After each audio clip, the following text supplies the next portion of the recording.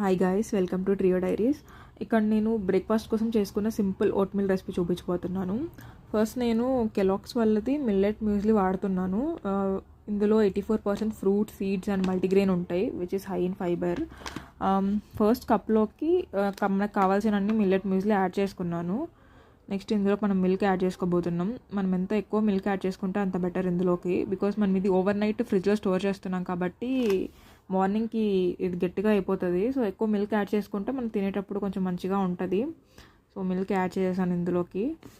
Next ఇందులోకి మనం కావాల్సిన సీడ్స్ అన్నీ యాడ్ చేసుకోవాలి. ఆల్రెడీ మిల్లెట్ మ్యూస్లీలో సీడ్స్ ఉంటాయి, బట్ మనం ఏం చేసినా కొంచెం ఎక్స్ట్రా చేస్తాం కదా, సో అందుకే కొంచెం ఎక్స్ట్రా సీడ్స్ యాడ్ చేసుకుంటున్నా. ఫస్ట్ పంకిన్ సీడ్స్ యాడ్ చేసుకున్నాను. నెక్స్ట్ మనం సన్ఫ్లవర్ సీడ్స్ కొన్ని యాడ్ చేసుకుంటున్నాం.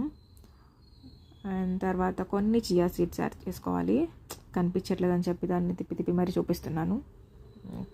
కొన్ని చియా సీడ్స్ యాడ్ చేసుకొని మంచిగా మిక్స్ చేసుకోవాలి.